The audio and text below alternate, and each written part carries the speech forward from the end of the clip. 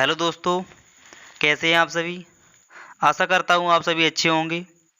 एक बार फिर आप सभी का स्वागत है आपके फूल पत्ती वाला माझी क्लास में, जो करंट अफेयर और स्टैटिक जीके के रूप में हम आप तक लेकर आते हैं।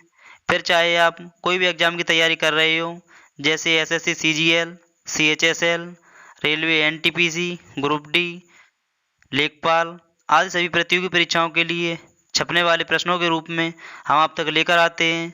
और मैं वादा करता हूं दोस्तों, आप कोई भी एग्ज़ाम की तैयारी कर रहे हो, करंट अफेयर का क्वेश्चन इससे बाहर जाने वाला नहीं है। तो आइए दोस्तों, बिना किसी देरी के स्टार्ट करते हैं आज की क्लास। आज का पहला प्रश्न है, हाल ही में किस राज्य ने अंबेडकर जयंती को समानता दिवस के रूप में मनाने की घोषणा की है। ऑप्शन नंबर 1 है मध्य प्रदेश, ऑप्शन नंबर 2 है तमिलनाडु, ऑप्शन नंबर 3 है कर्नाटक और ऑप्शन नंबर 4 है केरल। तो बताइए दोस्तों, कौन सा आंसर सही होगा। इसका सही आंसर होगा ऑप्शन नंबर 2 तमिलनाडु। आइए दोस्तों, तमिलनाडु के बारे में थोड़ा और जानकारी गेन करते हैं। तमिलनाडु की स्थापना 26 जनवरी 1950 को हुई थी और इसकी वर्तमान राजधानी चेन्नई है। तमिलनाडु के वर्तमान मुख्यमंत्री हैं M.K. स्टालिन, जिनकी आत्मकथा का नाम है उंगलिन ओरुवन। और तमिलनाडु के वर्तमान राज्यपाल हैं R.N. रवि।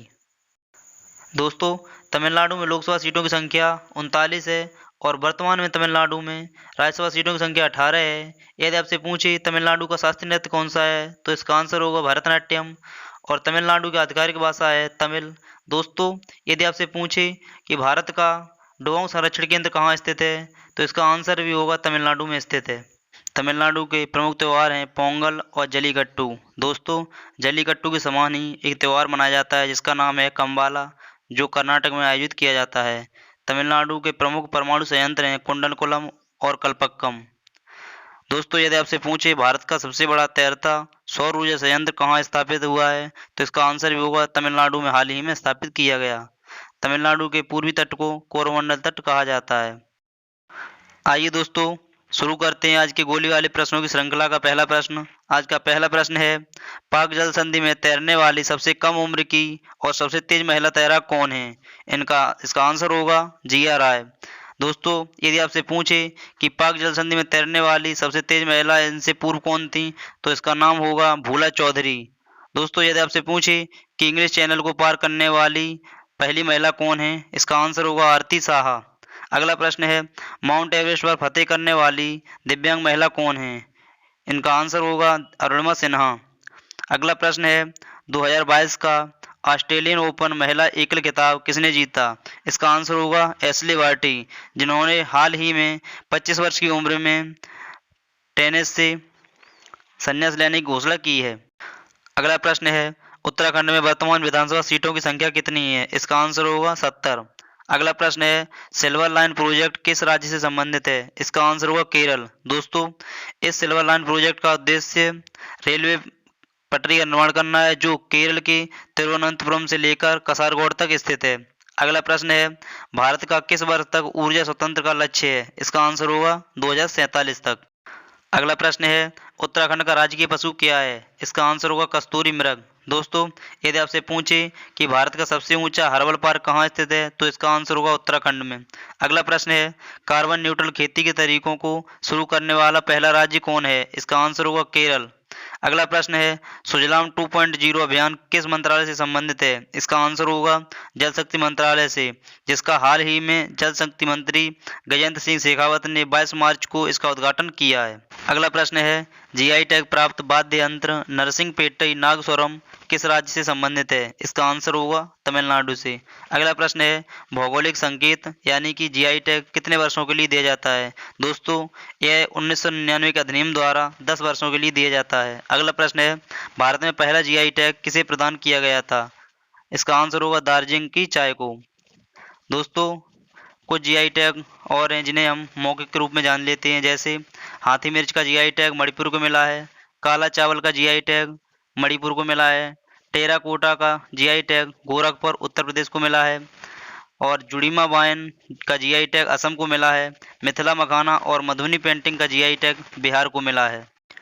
अगला प्रश्न है, विश्व वायु गुणवत्ता सूचकांक 2021 में भारत कौन से स्थान पर है? इसका आंसर होगा 5वें स्थान पर। यदि आपसे पूछे कि भारत में सबसे प्रदूषित राजधानी कौन सी है, तो इसका आंसर होगा दिल्ली। और यदि आपसे पूछे कि भारत का सबसे प्रदूषित शहर कौन सा है, इसका आंसर होगा भिवाड़ी, अलवर, जो राजस्थान में स्थित है। दोस्तों, यदि आपसे पूछे वर्ल्ड हैप्पीनेस रिपोर्ट 2022 में भारत का कितना स्थान है, तो इसका आंसर होगा 36वां। और यदि आपसे पूछे कि एसडीजी इंडेक्स यानी कि सस्टेनेबल डेवलपमेंट गोल 2021 में भारत का क्या स्थान है, तो इसका आंसर होगा 120वां। और यदि आपसे पूछे भ्रष्टाचार दायरा सूचकांक में भारत का क्या स्थान है, तो इसका आंसर होगा 85वां। अगला प्रश्न है विश्व बौद्धिक संपदा सूचकांक में भारत किस स्थान पर है? इसका आंसर होगा 43वां। अगला प्रश्न है टीबी रोग शरीर के किस अंग को प्रभावित करता है? इसका आंसर होगा फेफड़ों को।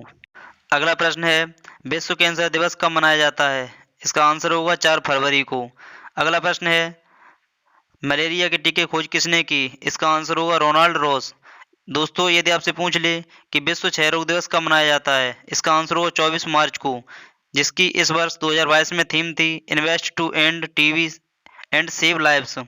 दोस्तों, यदि आपसे पूछे कि टीबी के बैक्टीरिया की खोज किसने की, तो इसका आंसर होगा रॉबर्ट कोच ने 1882 में। अगला प्रश्न है संयुक्त सैन्य अभ्यास कवच 2.0 भारतीय सेना और किस राज्य की पुलिस के साथ हुआ? इसका आंसर होगा महाराष्ट्र पुलिस के साथ। अगला प्रश्न है माझी वसुंधरा अभियान किससे संबंधित है? इसका आंसर होगा पर्यावरण संरक्षण से, जो हाल ही में महाराष्ट्र राज्य में चलाया गया। अगला प्रश्न है मुंबई किस द्वीप पर स्थित है? इसका आंसर होगा सालसेट द्वीप पर। अगला प्रश्न है ब्रिक्स टीका अनुसंधान एवं विकास केंद्र का शुभारंभ किसने किया? इसका आंसर होगा मनसुख मंडाविया। दोस्तों, यदि आपसे पूछे कि ब्रिक्स की स्थापना कब हुई और कहाँ हुई, इसका आंसर होगा 2009 में यकटेनबर्ग रूस में हुई थी। और यदि आपसे पूछे कि ब्रिक्स की संकल्पना किसने दी थी, तो इसका आंसर होगा जिम ओनील ने 2001 में। अगला प्रश्न है ब्रिक्स देशों में दक्षिण अफ्रीका कब शामिल हुआ? इसका आंसर होगा 2010 में। अगला प्रश्न है मिशन इंद्रधनुष की शुरुआत कब हुई? इसका आंसर होगा 25 दिसंबर 2014 को। अगला प्रश्न है राष्ट्रीय विकास बैंक के अध्यक्ष कौन है? इसका आंसर होगा मार्कोस ट्रायोजा।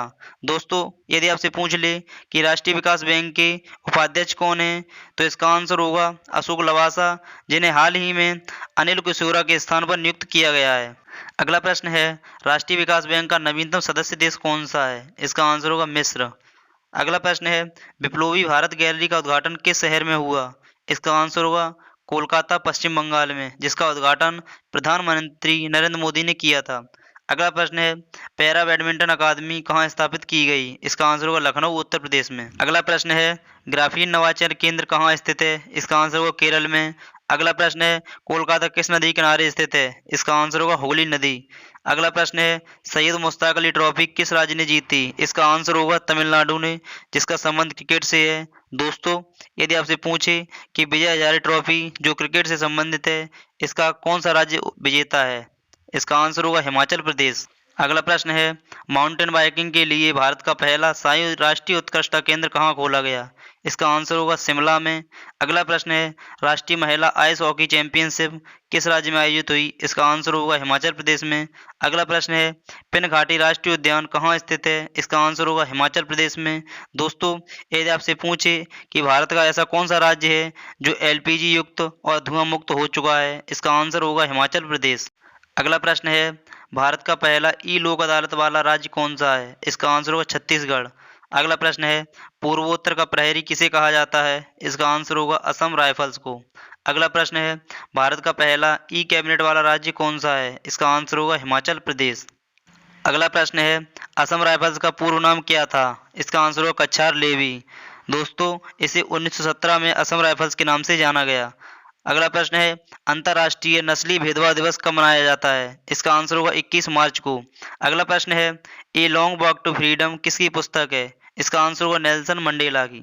अगला प्रश्न है निर्यात तत्परता सूचकांक 2021 में कौन सा राज्य शीर्ष पर रहा? इसका आंसर होगा गुजरात। अगला प्रश्न है ब्रांड इंडिया अभियान किससे संबंधित है? इसका आंसर होगा निर्यात से। अगला प्रश्न है स्टार्टअप डे कब मनाया जाता है? इसका आंसर होगा 16 जनवरी को। अगला प्रश्न है फीफा विश्व कप 2022 का आयोजन किस देश में किया जाएगा? इसका आंसर होगा कतर, दोहा में। अगला प्रश्न है IPL 2022 की स्पॉन्सर कंपनी कौन है? इसका आंसर होगा टाटा कंपनी। अगला प्रश्न है फीफा विश्व कप 2022 की स्पॉन्सर कंपनी कौन सी है? इसका आंसर होगा बायजूस। अगला प्रश्न है भारतीय रेलवे कहाँ पर सबसे बड़ी कुश्ती अकादमी स्थापित करेगा? इसका आंसर होगा किशनगंज, नई दिल्ली में। अगला प्रश्न है उत्तर प्रदेश की पहली महिला मुख्यमंत्री कौन थी? इसका आंसर होगा सुचेता कृपलानी। अगला प्रश्न है जिरकोन किस देश की सुपरसोनिक क्रूज मिसाइल है? इसका आंसर होगा रूस की। अगला प्रश्न है लाल किला यूनेस्को की सूची में कब शामिल हुआ? इसका आंसर होगा 2007 में।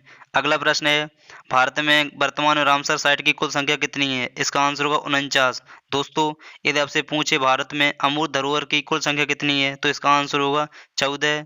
और नवीनतम अमूर्त धरोहर है दुर्गा पूजा, जो पश्चिम बंगाल से संबंधित है। अगला प्रश्न है लाल किले का निर्माण किस शासक ने करवाया था? इसका आंसर होगा शाहजहां ने। तो दोस्तों आज की क्लास यहीं समाप्त होती है। आप हमें कमेंट करके ज़रूर बताएं कि आपको ये क्लास कैसी लगी। यदि आपको ये क्लास अच्छी लगी है तो प्लीज़ वीडियो को लाइक करें, चैनल को सब्सक्राइब करें और अपने दोस्तों के साथ शेयर ज़रूर करें।